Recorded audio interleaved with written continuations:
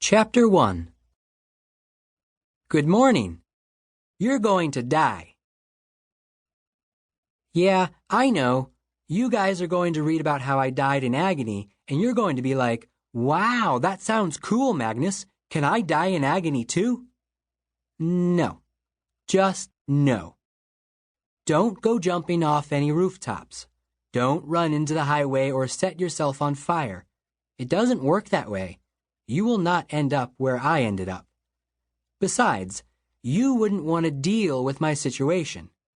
Unless you've got some crazy desire to see undead warriors hacking one another to pieces, swords flying up giants' noses, and dark elves in snappy outfits, you shouldn't even think about finding the wolf-headed doors. My name is Magnus Chase. I'm 16 years old. This is the story of how my life went downhill after I got myself killed. My day started out normal enough. I was sleeping on the sidewalk under a bridge in the public garden when a guy kicked me awake and said, "They're after you." By the way, I've been homeless for the past 2 years. Some of you may think, "Aw, how sad." Others may think, "Ha ha, loser." But if you saw me on the street, 99% of you would walk right past like I'm invisible. You'd pray, "Don't let him ask me for money."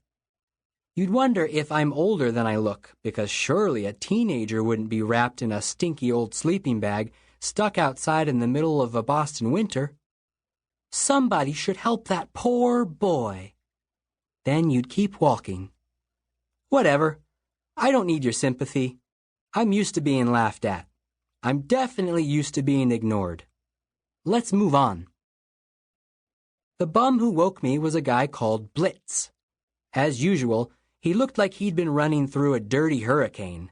His wiry black hair was full of paper scraps and twigs. His face was the color of saddle leather and was flecked with ice. His beard curled in all directions. Snow caked the bottom of his trench coat where it dragged around his feet, Blitz being about 5'5". And his eyes were so dilated the irises were all pupil. His permanently alarmed expression made him look like he might start screaming any second. I blinked the gunk out of my eyes. My mouth tasted like day-old hamburger. My sleeping bag was warm, and I really didn't want to get out of it. "Who's after me?" "Not sure." Blitz rubbed his nose, which had been broken so many times it zigzagged like a lightning bolt. "They're handing out flyers with your name and picture." I cursed. Random police and park rangers I could deal with. Truant officers, community service volunteers, drunken college kids, addicts looking to roll somebody small and weak. All those would have been as easy to wake up to as pancakes and orange juice. But when somebody knew my name and my face, that was bad. That meant they were targeting me specifically. Maybe the folks at the shelter were mad at me for breaking their stereo. Those Christmas carols had been driving me crazy. Maybe a security camera caught that last bit of pickpocketing I did in the theater district. Hey, I needed money for pizza. Or maybe, unlikely as it seemed, the police were still looking for me, wanting to ask questions about my mom's murder.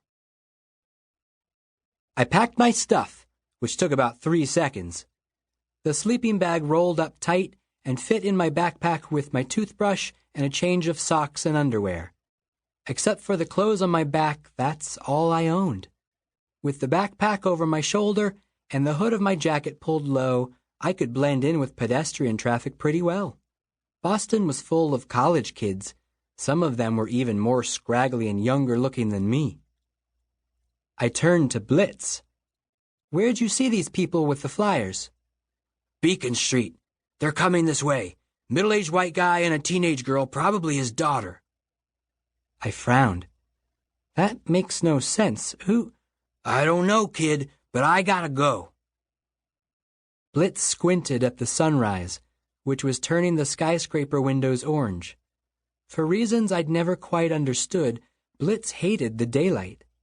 Maybe he was the world's shortest, stoutest, homeless vampire.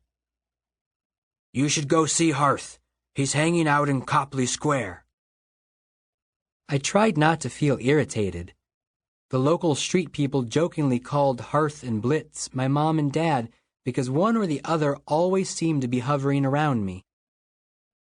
I appreciate it, I said. I'll be fine. Blitz chewed his thumbnail. I don't know, kid. Not today. You gotta be extra careful. Why? He glanced over my shoulder. They're coming.